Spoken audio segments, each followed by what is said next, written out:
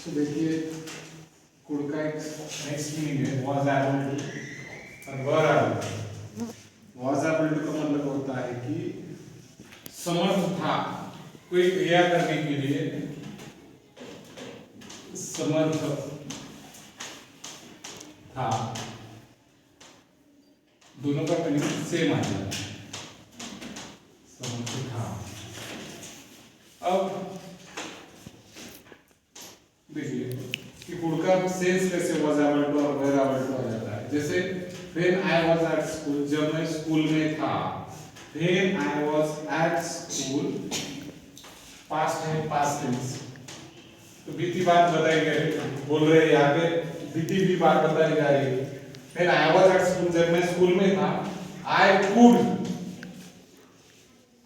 मतलब कि I could speak English fluently, तब मैं अंग्रेजी अच्छी तरीके से बोल सकता था या बोलता था, बोल सकता था। तो यहाँ पे कुड भी राइट है कि मैं कोई क्रिया कर सकता था, ये बात बताने के लिए आप कैन का पास्ट टेंस कुड इस्तेमाल करते हो। यहाँ पे भी पास्ट टेंस है और यहाँ पे भी पास्ट टेंस है। तो कैन का पास्ट टेंस कुड कि मैं कोई क्रिया करता था, कर सकता था, ये बात बताने के लिए कोई क्रिया कर सकता था। अब उसी प्रकार से when I was at school, I was able to speak English language fluently, मैं ये क्रिया करने में समर्थ था। कोई क्रिया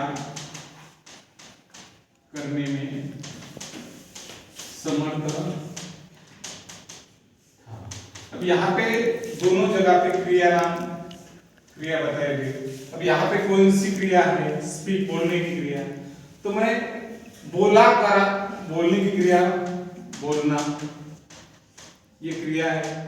तो यहाँ पे क्या बताया जा रहा है? When I was at school, जब मैं स्कूल में था। आई स्पीक इंग्लिश फ्लुएंटली, मैं अंग्रेजी फ्लुएंटली बोल सकता था, बोल सकता था।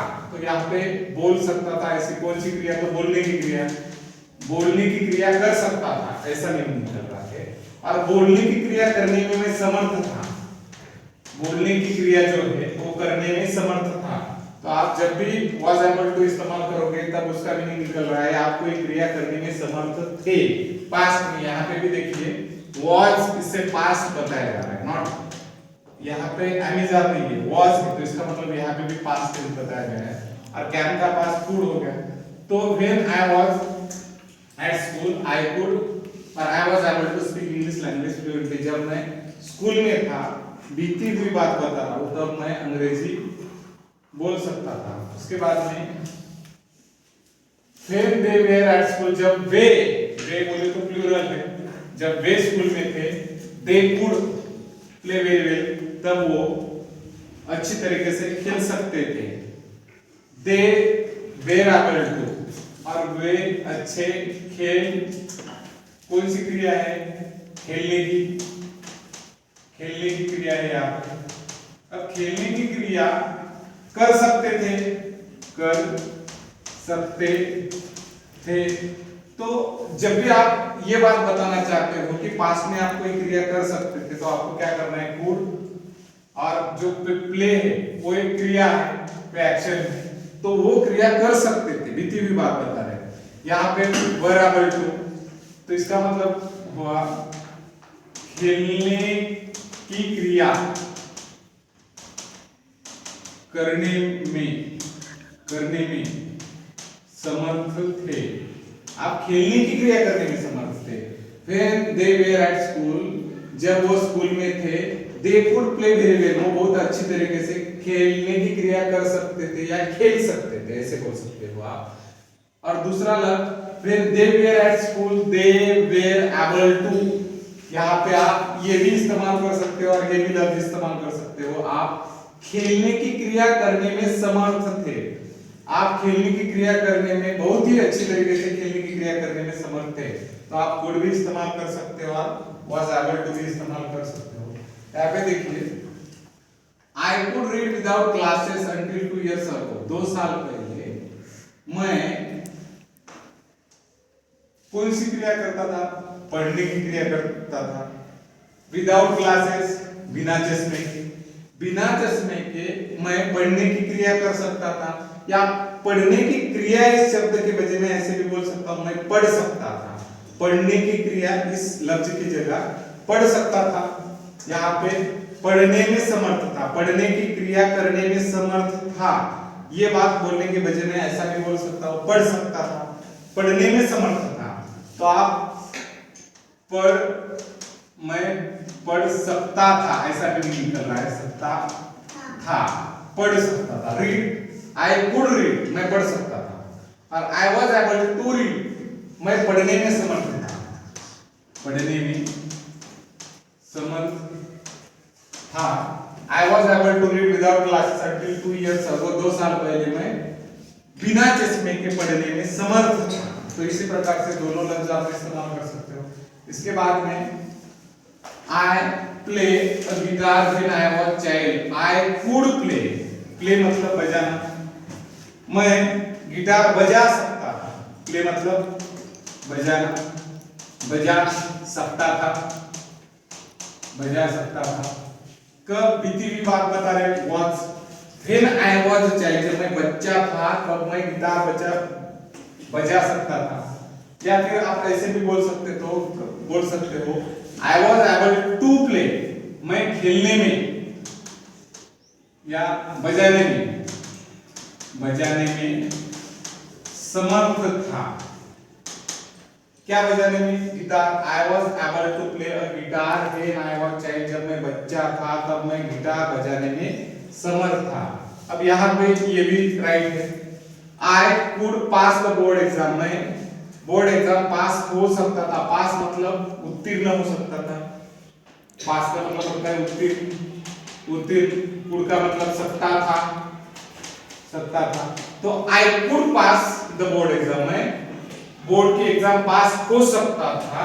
या फिर मैं बोर्ड की एग्जाम पास होने की क्रिया करने में समर्थ था, या पास उत्तीर्ण होने में समर्थ था। उत्तीर्ण होने में समर्थ था।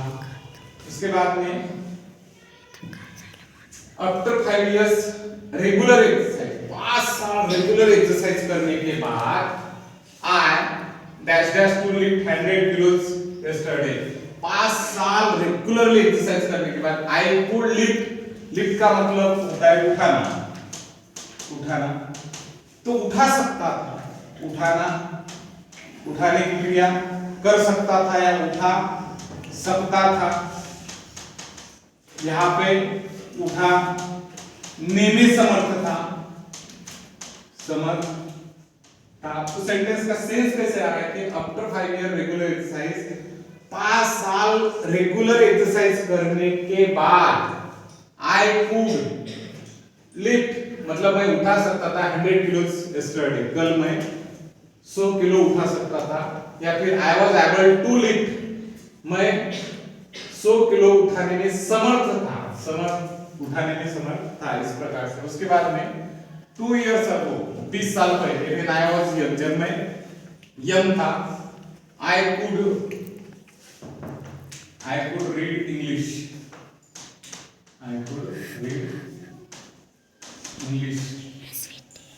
20 साल पहले की मतलब बीती हुई बात बताई जा रही है।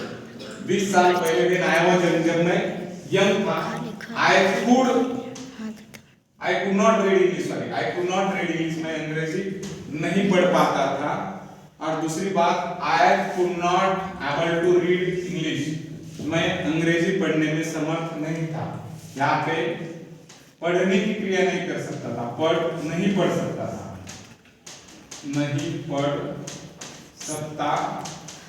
नहीं क्योंकि यहाँ पे नॉट है।